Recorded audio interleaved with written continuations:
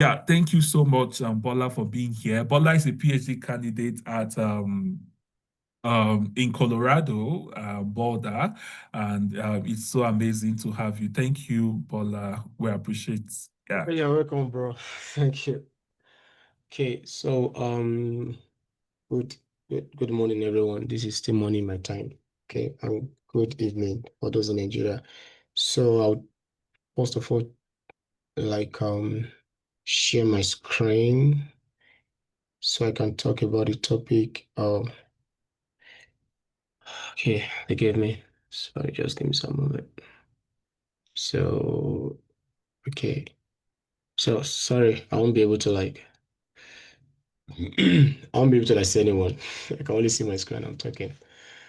Okay. I think, I think I should be able to see people. Okay, I can see people now. Yeah, good. So good morning, everyone. My name is Bola Pius. Currently doing my PhD in materials engineering at University of Colorado Boulder. So I'll be going to my fourth year of my PhD very soon. I'm in the same set with Joshua. So based on what Joshua gave me 40 minutes. So let me see. Okay. So based on what Joshua gave me, try to like manage my time. I'll be talking about crafting effective inquiry and code emails, and also I'll ship a little bit about how this is very important in unlocking funding opportunity in the US. So since our major focus is in the US, I'll be majorly talking about that. So I have slides. I think I just have like 9 slides because of my time. So I will make sure I round up everything. Okay. So okay. So this is the first. So I try to like before you send code email and everything, I try to like divide things to like steps, right? The steps you need to like take. So the first step you need to like take, like, but I watch what Joshua have already told you guys is like you need to know the schools you're applying to. And now this is one of the biggest, I won't say biggest issue, this is one of the biggest problem those that apply to school always have. Like I always tell my mentees, I always tell them that by July ending, right? If you don't know the school you're applying to, like the course you're applying to and the school you're applying to me, you are just um wasting your time. Some people want to wait until maybe some influencer on Twitter and try to telling them, oh, this school give full funding, or this school have scholarship, or apply to this school, which I always see it as one of the most greatest misinformation ever you can ever get, because school don't give funding, department gives funding. That's why in a single school you might see department that give funding and at the same time department that doesn't give funding. So because let's assume, because um mechanical engineering of a department is given for, does not mean okay, chemistry will always give funding. They are the most funded department in the US. So let's assume chemistry department of mechanical engineering department of a school is giving funding, does not mean maybe anthropology or banking or finance will be also be given funding. So funding, one thing you need to know at the back of your managers, funding is departmental based, not school based, right?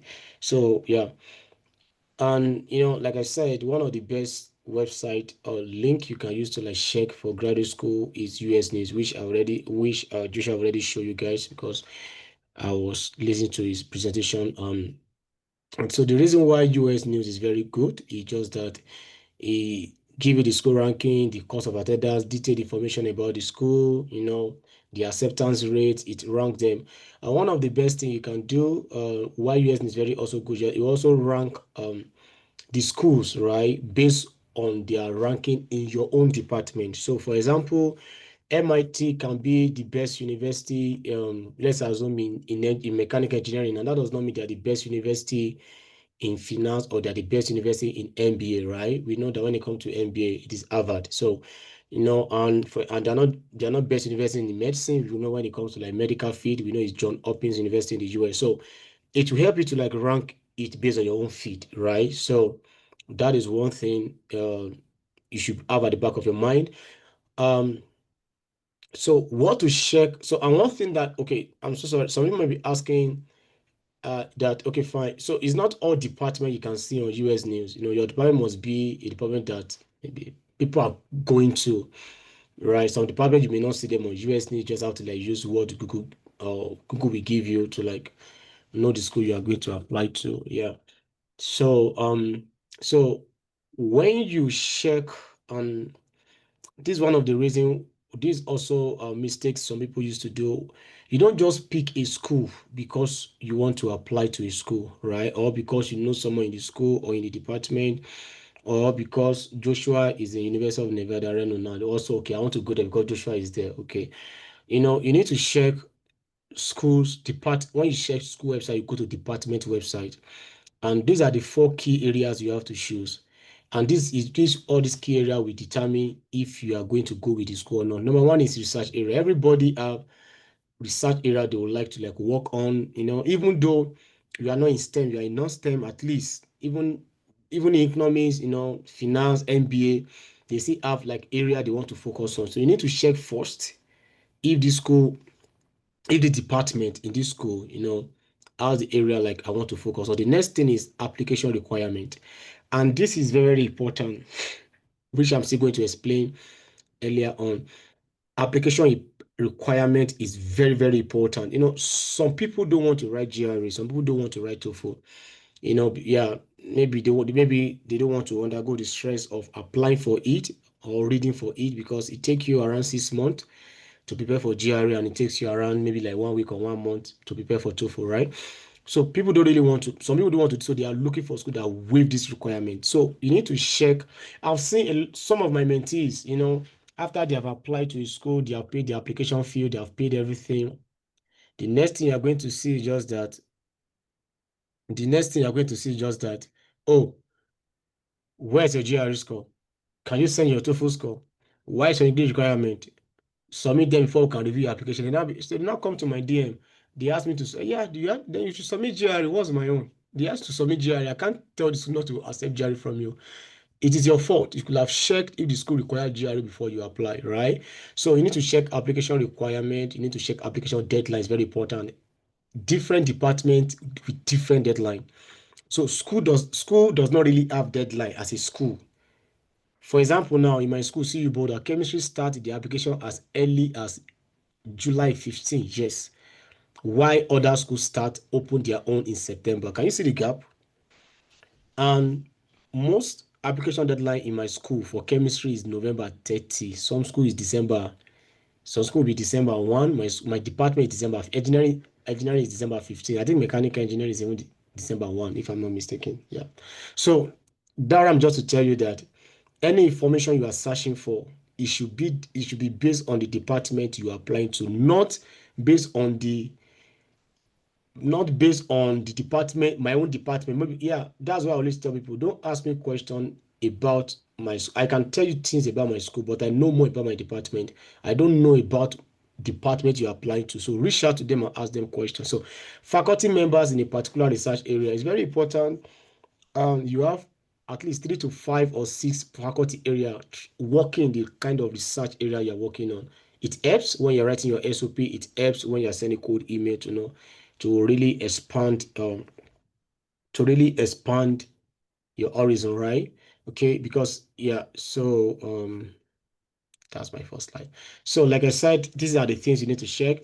I think I use, so for example, now this school now, um and okay, and the reason why you need to like check application information is that we know some school, once their application close, some department rather, so sorry, once the application close and you are here to submit some document, like your letter of recommendation, you are here to submit, maybe you forget to upload, that's the end. It has closed. No document can come in again. While some school they are very linear with their own application, they will tell you even though it's closed, you can still submit your letter of recommendation for the next 1 week, for the next 3 days, for the next 1 month, or for the next 3 weeks. It all depends on the school, on the department. While some will tell you, okay, fine, if you have additional documents, send it to the credit coordinator email, because yeah, something. So every school has their own flexibility of about application, and sometimes they put it on their website, right? And application requirements are different from each department in each school. For example, now in my school we don't require GRE, we don't require TOEFL. In my own department, sorry, we don't submit GRE and TOEFL in engineering here in my school. So let us some other school they are also submitting it. So you can't say because you have checked the one for my school, they automatically it should be like that for all schools. No, it's not. Every Some school will ask you to like submit diversity statements. Some school will ask you to like submit things like your personal statement, then SOP separately. So it depends on their own requirement. You have to check everything. For like my school now, we only submit SOP, nothing more. Your CV, your personal statement. And one thing you need to like check about reason why you need to check application requirement is just that you want to know the content. So every SOP from each school are different also. Yeah, at least I applied to like 20 schools. So I wrote different SOPs, different content of SOPs. I know for a school, this is recording, so I may not mention it. I know for a school, they specify their own content of what they want to see in their own SOP or personal statement. Why some school does not really care, they just want to use the general way people are writing it. For like this one said I should include information about your past research, current research interest, etc. So that's what they want to see. They want, like my department now in my school now, they want to see your past research experience, why are you coming to their school and what do you want to study? They want to see all those information. Why some school does not really care about your past experience, just want to like write general SOP. um you need to see application fee also. To change application fee deadline is very important. Is when you share the admission requirement, you are going to know if you are going to like need a GRE score or you don't need a GRE score, or if you are going to need for example, if you are from Nigeria, right? Some school waive the requirement for use of the English stuff. That my school we don't submit TOEFL because Nigeria is part of English speaking country recognized, by my school, right? Okay, so that is things that you need to like check. And the reason why I ask you to check all these things very important, is going to give you a sense of, oh, my profile, because everybody have different profile.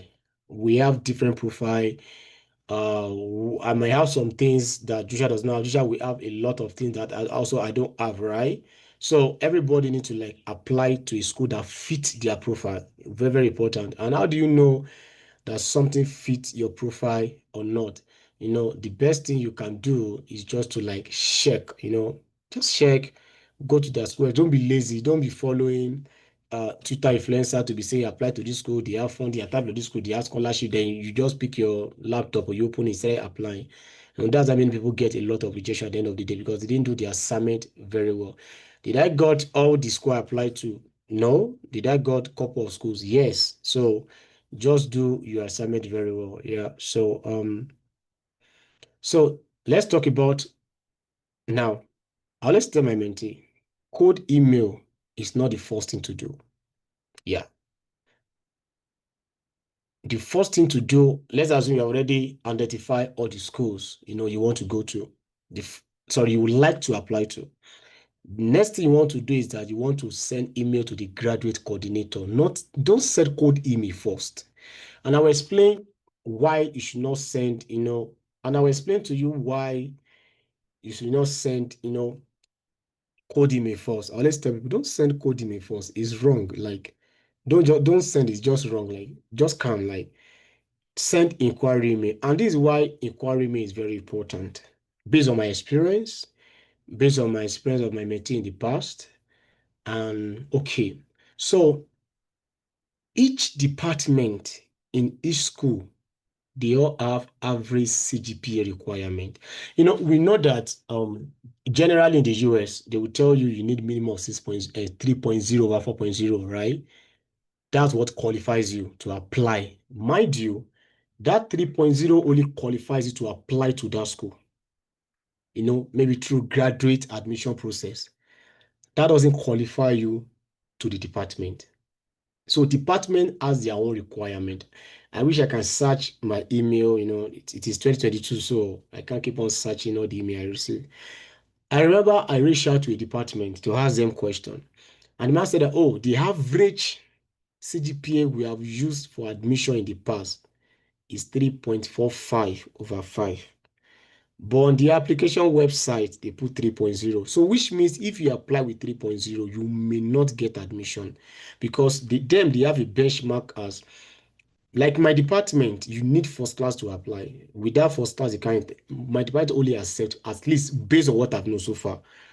I may not be 100% right, but based on what I've known so far, my department in my school only accept first class students alone. At least all Africans in my department, we have first class students. So, but if you apply on the website of my school, they will tell you 3 point minimum of 3.0, but it is not. They have each department, has their own benchmark of CGPA. So, and if you don't ask them, they will never tell you. And most of the time, it's not on their website. But if you ask grad condition further questions, they are going to tell you. And mode of funding in department is very important. So some department, they will tell you their own mode of funding is TA, or RA. So, for example, if a department, like I said, I know some schools in my head, but I don't want to, this is being recorded, so I don't want to mention any school. I know a school I applied to, without supervisor, you can never get admission. Your application will be there for long. They will never give you admission. They will even reach out to you that. So if they reject you, they can reject you automatically if your application is weak. But if your application is strong, they'll tell you should look for an advisor.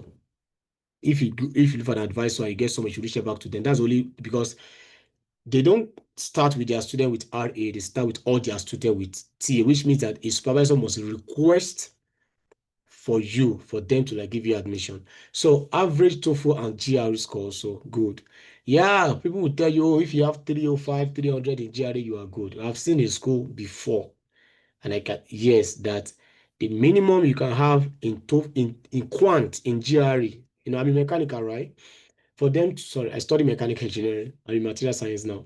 For them to apply, for them to accept you in their school, in their department, is 65 in quant. That's their benchmark. 65. They don't care about your verbal because it's engineering. Verbal, they can have 145, 150, 150. They don't care, but that your quant must be 65. So imagine you don't know all these things. You just apply because you have 310 in GRE or you have 315 in GRE, but your 315 or your 320, your quant score is around 58. It, yeah, I know there's grace, there's grace of God, there's God factor, but I'm just telling you, generally this is what these people, want. Some people also tell you they have. I know I applied to one particular school. They told me you must have minimum of 25, 25, 25, 25 in all your. So I think there's one that is 22. I can't remember. In all your TOEFL score. TOEFL we have four, right? Reading and everything. So then I got 35 admission fee waiver, and through this email, I got most of them, not all, right? Most of them, because I only email got coordinator tell that, oh, I'll need admission fee waiver, this kind of stuff, right? So that is why they are going to reply you. Sometimes it takes them time. I mean, I have one policy when I was applying to school. If you don't reply my email as a credit coordinator, I'm not applying to your school. Yes, because yeah, I have a very good CGPA. I have a very good, reasonable and high GRE score and everything like that, even TOEFL score. But I still want to, like, because sometimes some schools require you to have a master's before you can apply for their PhD. But if you don't know, you will apply and you may not. So a lot of factors combine together for people getting rejection most times. I've seen a school that I applied to before. The school told me, guy, we only take one international student per year. That's what the department always take, one international student. I know Omo, I don't even have publication. I say I'm not. I said, oh, I told myself I'm not applying to this school, and that was the end. I didn't apply to the school because I mean, of us are applying to that kind of school, and they only have one slot. I said no, I'm not applying to this school. So this is sample of inquiry email I used during my own time. I introduced myself, and the reason why I always put my CGPA, my GRE score, my TOEFL score is because that I graduated with a first class and I'm looking for application fee waiver. Don't forget. So I want them to show to them that I'm competitive enough, to enter their school. So I put all those record there, and it's just there for me to like get, you know, for me to like get what's it called? For me to like get application fee waiver, which I got, right? Okay, so that's why inquiry email is very, very important. Okay, so if you check my number three question, I only ask, do I need to secure or look for a faculty member before applying and securing assistantship? It's not It's not all school. That's why I always tells you that code email is the first step. Sorry, inquiry email is the first step, not code email. For example, you might send code email to some professor in a, but they will never reply you because they know that what you are doing is wrong. Like you are not meant to email them until you get admission. Then why you send them an email? In my department, also in my school, you don't need an advisor for anything before you can get admission. Your admission comes automatically with funding through TA in your first semester. So they expect you to resume in that first semester, then look for an advisor. So if you are thinking in your head, oh, I need an advisor, I need to apply for an advisor, I need the code email. In my school, they will never reply you. I sent code email to a professor for since June.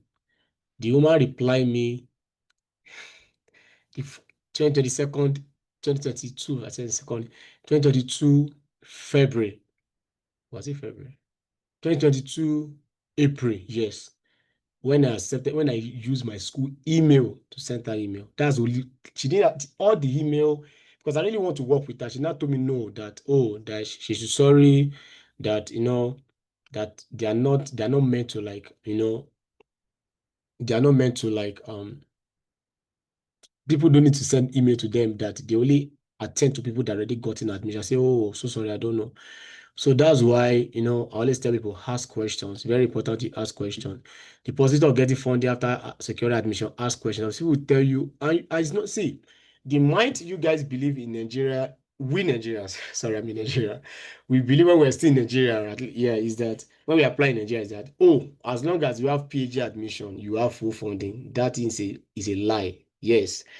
I've seen many people with PhD admission, they don't have funding. So it's not all school that has funding for PhD admission. So you need to ask them, the admission come with funding? Some people after your admission, they will now ask you to register to apply for TA position again. All of you will be in a pool, they will pick the people they want to pick. Fine, good. Yeah. So ask questions.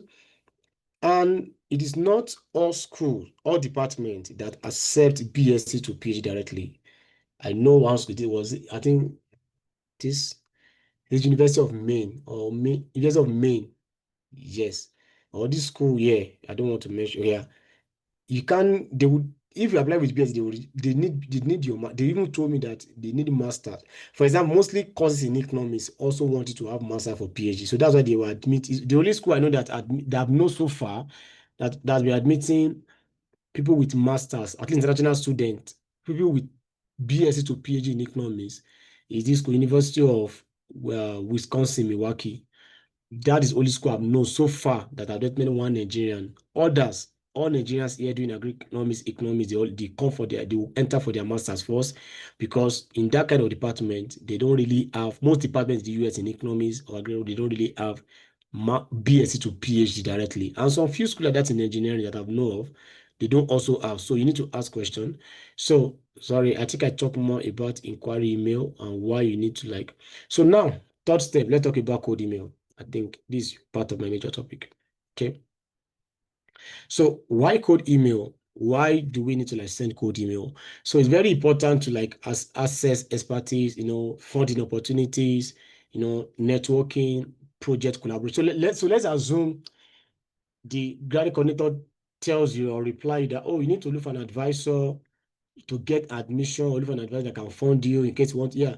Or they just tell you, oh, don't worry, you don't you are going to start as TA, but you can still reach out to advisor. So you know that, okay, fine. Now I need to check an advisor. Then what you need that is your code email. So you are just code email is just a way of you introducing yourself to the professors there. You want like, oh, try to sell yourself to them, your skills, your academic background to them, to prove to them you are fit to work in their lab.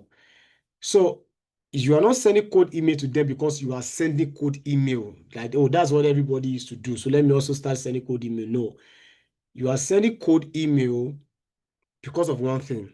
You want to show to them that based on your academic background, your skills, your research skills, you are fit to work in their lab. Don't forget that. So that's why you need to sit down and draft, a compelling, good email. It's very important you do that. So, like I said, you want access expertise, funding opportunity, networking, project collaboration. So, in your code email, there's some things you should do and there's some things you should not do. Number one thing, they don't send a generic email. So, this is what I mean by generic. Some people they already drafted a particular code email to a particular code email, right? And they will just keep on copying and paste, copying and paste, copying and paste, copy like to every. They will just be changing the name of the professor alone. They don't care. Copy, paste, copy. No. Every professor has what is unique to him, what is unique to their lab. So you need to calm down and read what is unique to their lab, and through that, write what is okay. So don't just send a generic email. These people, they talk to each other. Oh. You just hear that, oh, this person sent me an email. I'm looking for a student, and a student sent me an email from Nigeria. Oh, also send me an email from Nigeria. Let me see it. And they will now know that it's exactly the same thing said to both of them. So please, and highlight values, your key values, your key values, highlight it. My key value is not Joshua key value, it's not another person key values. Everybody, we have our own key value. And like I said, so in your code email, one thing you should not do is that if you have a very good CGPA, first class, you are the BGS in your department, or you are the, we always have two type of BGS. BGS in female and BGS in male, then overall BGS of the class of the faculty. Those are the thing you can put in your CV just to catch their attention that you academically you are sound. So that's why, because I graduated with the first class, I have a good GRE and TOEFL score. So my first paragraph is always to talk. I always put my CGPA there, from University of Ibadan, and also I graduated from what was it called? Okay, I did ND and HND, graduated from there in Yabatek in Lagos, and then I went for BSc. So I always put everything there, put my GRE. That is the first paragraph. Once they read that, because I have good academic profile, I want them to read that to catch the attention that this is a good student. It's academically simple. But if you don't have a very good CGPA, maybe you have 2.2, or your 2.1 is not really strong. 2.1 in Nigeria for 5.0 starts from this 3.6 or 3.5. Yeah, 3.5. Oh, 3.5. So I use 7.0 in UI and I use 4.0 in Police. So I never use 5.0 in my life. So I always forget the range. Okay. And you have below 4.0. I'm not expecting you to put it in your code email in words, because that's the number one red flag for me to open a student email and I'm saying 3.5, 3.6 over 5.0. It shows that academically you are not sound. So I may not want to take it to my lab. Do you get the point? Because I know yeah, send code email, but like I said, don't write anything like this. Is just, it's not people that sometimes it's not people that are really um, it's not people that are really have this. Maybe you are smart that gain admission. People that are, sorry, not people that are brilliant sometimes gain admission. It's people that are smart that gain admission. People that know how to play the game right gain admission. Right? I was seeing a lot of us like they have tried for more than 3 times and they're still in Nigeria. And I've seen people with 2-2. They tried once and it worked. So it all depends on how you play your own card. I won't use the word game, how you play your own card, right? Then I just, like I said, and also the second paragraph, and this is where people also make mistake, which I always clear. So when you are sending code email to a professor, want to talk about yourself, not about, let's assume Joshua is a professor now. I want to send him, I want to work with Joshua in his lab. And I say, okay, fine. If I'm sending a code email to Joshua, I don't need to talk about Joshua in my code email. I don't need to focus on Joshua on my code email. He know himself. I won't be saying um your work on, no, your work on, or how did he to put that in that time? Oh, and oh yes, I was saying some code email that time. I know you are working on. He knows he's working on it. Why are you telling the man again? Like, he knows. Talk about yourself. Very, very important. Yes, I highly motivated student with the greatest aim for research in fatigue, crowd growth, rate, story, story, story, story. And I'm writing to inquiry about. So most sometimes they don't really read all your details. So that's why You need to keep your code emails extremely short because they don't read everything. They can only read, maybe they read one first or one or second paragraph, then they go to then they'll go and open your CV straight. Okay. Let them know what you want to do. Simple, like, is there a space in their lab? Most of them go to your CV, even when they open, they just go and see your CV. Okay, for example, you're applying to material science. Maybe the person is looking for someone that can use SRD or SCM. Sorry if you don't know the meaning. They're just the equipment we use for multiplication in engineer in science. So everybody, chemistry, everybody use it. Okay. Maybe the basic cannot, or someone is looking for someone that have AI or machine learning skills, and you check your CV, you couldn't find it, you just neglect your email that, well, I don't need to take this person in my lab. So that's why it's very important, talk about your research area and all this kind of stuff, lamb. Okay. So when when sending code email, right? Make sure, so this code email, you have to copy it and paste it as a body of the letter. Don't go and attach it as like, don't attach it as Word or as a document. No, you have to be, is always the body of the letter. Then you attach only your CV. It's when I got here, I know that attaching CV and transcript is wrong. And that's why most people don't get reply, because there's a way they can set up their email that once he can read something in this title of this email and there's more than one attachment, just take it to spam. They won't even see it. It will be on their spam forever. After some times, you delete. So do you get? So your CV is enough. That's why I always tell people, make sure you have a very good, you know, good, eye-catching, CV. Okay. So professional tone is very, very important. Don't just use, anyhow words you like. Sit down and professional too, because you are writing to someone you don't know, someone in a feed, in your feed, but is higher than you, and you don't know the person, but you want to create, a connection with the person, right? So everything has to be personalized, the email, which is, yes, like I already told you guys, don't send generic email. It should be for your particular person. So when sending out code email, use a professional email. Very, very important. Professional, your name is your professional email. For example, if your name is Ajale Koko Dayo Aminat, your email should be ajalekoko aminat@gmail.com, at yahoo.com, at hotmail, anyone you want to use, or Adalekoko Dayo.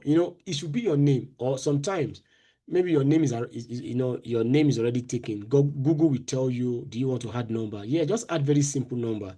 So don't go and be using email like um Adebayo Paparazzi one, or you are using, I've seen some email that people are using like religion words to like create. Yeah, you can create that one for your own phone. But when it comes to like, we want to like apply for jobs and everything, it should be a professional email that you create for yourself for all this kind of stuff. When I want to send an application for action, I created a new email address, because I don't want to like be sending code. I receive a lot of emails, so I don't want to be. I don't want to put myself in a position that they will reply me, and I didn't see that they reply me. Do you get? Because, I already have too much. I already have too much other emails coming. So I make sure I use a very fresh email for my application. So use a professional salutation. I know we are Nigerians. We love respect. We respect elders a lot, right? But don't be saying something like, dear sir, good morning, sir. They will even tell you to not address them with sir. Dear professor, they have a title. Use professor for them. Nothing like thank you, ma. Maybe you are really lucky, they reply your email. You're not saying, oh, thank you. No, don't do that. I know we are respectful in Nigeria, but like I said, use a professional salutation and standard subject of email. So you can have a good profile, you can draft the best code email, but if the subject of the email is wrong. I want it to, like, so subject of email should be, request for PhD supervision in machine learning lab, request for PhD supervision in SS lab, inquiry for PhD opening. Do you get? So because if you send an email to them and they see it, they already know the content. That's what I'm telling you. Most of them, they already know why you're sending them an email. They just want to click on the attachment, which is your CV. They don't even care about the body of the email that you sent. The next thing, they'll click on the attachment to see your CV. If your CV makes sense, fine, doesn't make sense, they will not reply you. Some of them they will reply, they will just tell you, oh, there's no space in my lab, I don't have funding. Good. But like I said, all this is very important. So that is sorry, what's my time? Jesus. Okay. I'm saying Thursday, before you send cold email to professors, it is always important you set up your LinkedIn profile because these people they don't know you. The only way they can know you is on LinkedIn. So it's possible they come to your link to come and check your profile. So before that, let your profile make a lot of sense. Do your profile very well, your research interest, let them see it. About is very important. Even if I want to know everything about your life, I'll check your education and I'll go to your about on LinkedIn. I will read about should tell me everything I need to know about you academically and career wise. Your about so format this very well and it's going to like work. Yeah.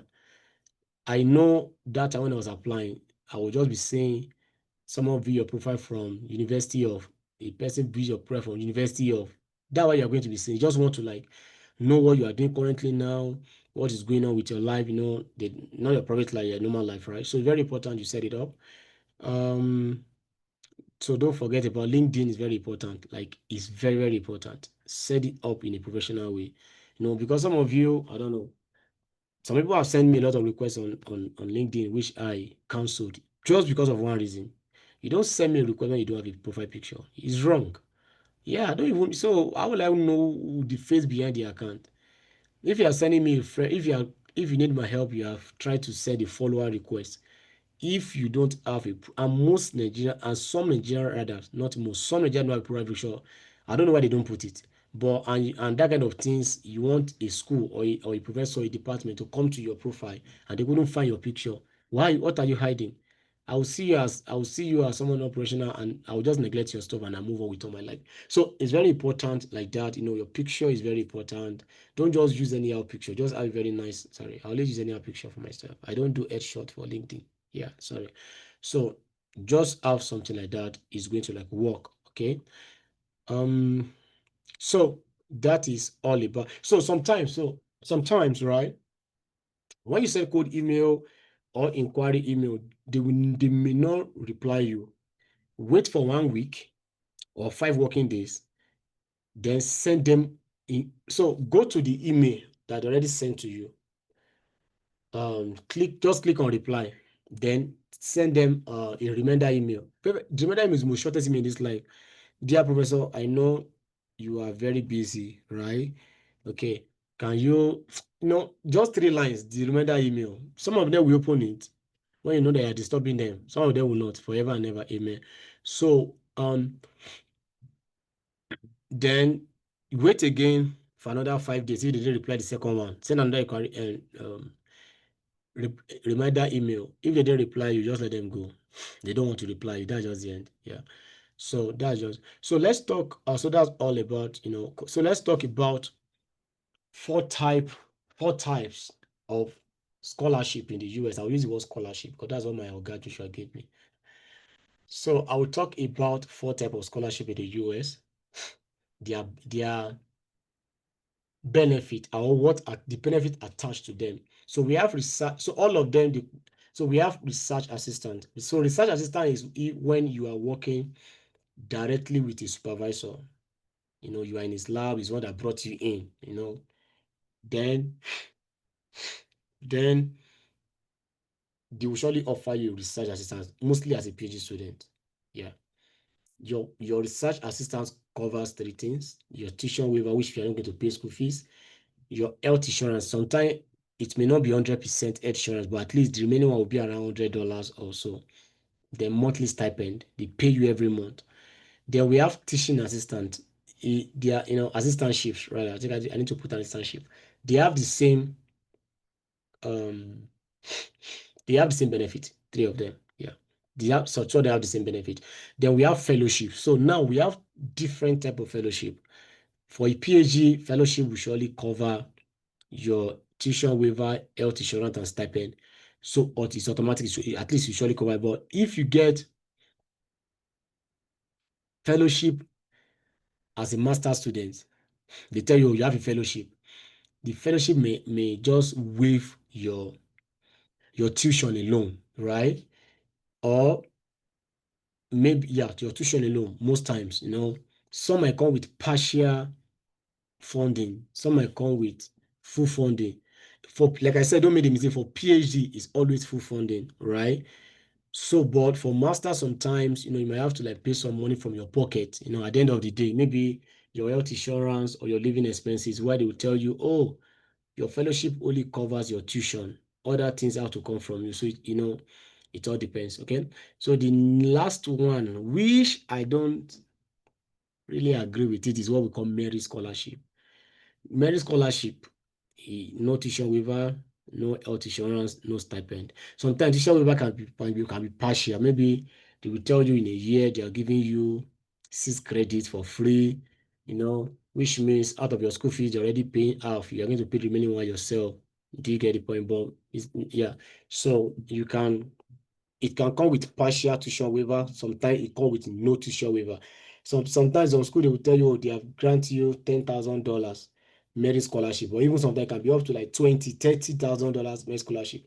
But when you check what is remaining for you to pay, you know that more full funding is the best. Because, okay, for example, now there's one particular school, and I don't want to mention that. I think their cost of attendance is like 37,000. They are giving students 27,000. Yeah, that's a merit scholarship. The cost of attendance is 67,000. They are giving students 27,000. Where do you want to see the remaining one? Especially as a Nigerian. No, it's nowhere. So they are merit scholarship that cannot really do you any good. So the reason why we are telling you that reach out to professors or send inquiry emails, kind of stuff, it's just because of, like, maybe you can get research assistant, teaching assistant or fellowship. Even some supervisors, when they really agree to work with you, before you even resume to the US, they will lobby for fellowship for you, submit your name for different fellowship, which you can. Yes, I think my time is up. So which you can get. So these are the things I will try to like want you guys to like know, put at the back of your mind when you are applying to school. So don't just apply to school blindly. Most of the people that apply to school blindly always find themselves in either no funding, or they find themselves in number 4. And like I said, I will never in my life blame any school for them giving you admission without funding. The question is, do you reach out to the school to ask them if they fund their student or not, or you just follow Twitter influencer to apply to this school, apply to this school, right? So yeah, that would be my advice on that. Still remaining. Okay, so I think my guys already talked about this. I just want to brief about it. Those are just the requirements you need. My Joshua have talked about it. But one thing I really need to like point out, and people has a lot of misconception about GRE, especially GRE, right? Um, School use 4 terms for GRE: 4 required, recommended, optional, and not required. Okay, so let me just explain it in 1 minute, then I will round up. I'm almost done, sir. So if a department require GRE, there's nothing you want to do. You must write it. You can't change your mind. You must, like, it's like just like a jump in Nigeria that you need to write to pass to go to university, and you need to score a particular score to even qualify for some schools in Nigeria. So same thing here. Require means that it is part of our required document. GRE, you have to write it. So recommended, so they use the word is, oh, GRE is recommended. They will tell you it means that them is not required. You don't need to write it. But this is recommended for funding. And when they put recommended, most times, it is for funding purpose. This is where you get admission as a PhD without getting funding, because you choose not to write GRE, and the school says they are recommending it. Or sometimes it may not be because of funding, maybe because of external fellowship. There are some students, they get extra money when they resume to school. Do you get maybe like 10,000, maybe like, because they'll just use your GRE score to rake the best student, and maybe they'll just send maybe like 5 names to those people that give the scholarship, and they will give them, compared to that doesn't write scholarship, right? Sometimes maybe some professors in the department want you to have, like, I can remember in school, I already applied, I need to secure an advisor, I already applied, couldn't secure an advisor. Then what happened? The professor reached out to me himself in January or February of 2022 that, Oh, will I like to work with him? He saw my GRE score. That was the first thing he said. Oh, I saw your GRE score. I know you did well in your quant. Will you be open to work with me? I say, okay, yes, I'm going to work with you. Then we had a meeting, every meeting. We finished the meeting. It's not up to 2 hours. I gain admission to the school. This is school that they are giving everybody admission, but they require you to have an advisor. I will not mention name. Sorry, we are we are live on the recorded section. Before people will now be go and be applying to the school up and down. Okay, so then we have optional. Optional means that you can choose to, if you have it, submit it. If you don't have it, don't submit. But if you have a weak profile and you have a GRE score and school is giving you an optional, please submit your GRE score. It's going to like help you at least to put your profile when they are reviewing it. But and if you don't submit it, it can never affect you if they want to give you admission, funding, fellowship, anything. It won't affect you because it is optional, right? Then we have not required. Not required, don't submit it at all. If you submit, they won't use it. I remember once that I was applied to, I uploaded my was it hmm, I uploaded my GRE score and I want to, they say it's not required, but I still force myself that I cannot be wasting this score is high, I can't be wasting it. I put it, the thing tell me say I can't. Sorry for speaking pitch. We on it. Is it told me that, oh, you cannot, that I cannot submit the application until because I've already uploaded the document that's not required by the program you're applying to. I say, wow, I have to return back to go and remove the GRE score, because I uploaded it as a paper, that kind of stuff. So if it's not required, don't submit it. It's a waste of space. They will never use it. So, and GRE score range so this thing is just based on my own what I've seen so far, based on my own perception, right? Good score started from 300 to 319. If I tell you, what do you have? 305. Oh, that's good score. What do you have? Like I said, it is not the combined result that matters. It is the result you have in quant and the result you have in verbal. And it's important to each department based on which score did they want you to like. I'll see a guy that wrote that. I think guy is going for, was it English language, or he's going for one course. So the guy score verbal more than quant. No, he's going for engineering. So it's called verbal. I think it's called verbal 166, then quant 162. He said that it's possible he's going to write the GRE before, because for you in engineering, quant is our major stuff. We don't really care about verbal. So wise people that are outside engineering or outside science, they will care more about verbal than quant. So it all depends on the department you're applying to. So 320 to 229 is a great score. The best score you can have is always between 330 to 340. So same thing with TOEFL. Good score for TOEFL is 80 to 99, but most schools always stay between 75 and 80. All schools, their requirement is only between, I also school that accept 70, yeah. Then best score is always between 100, and 120. So yeah, that is just all for like. So don't forget, when you are searching for schools and you are saying required, recommended, optional, not required, please know what they are telling you. Don't just say it is option, it is required, but don't worry, I don't need to write it. I will mail them later. They will never review your application. They already told you it's required. No amount of email you want to send to them in this slide that will make them to waive that thing. Recommended, you can waive it. If you say, no, I didn't write this thing, can you? They'll tell you, okay, it has been waived. Go and apply, go and submit. So it all depends. So that is all I have for today. Yeah, thank you so much.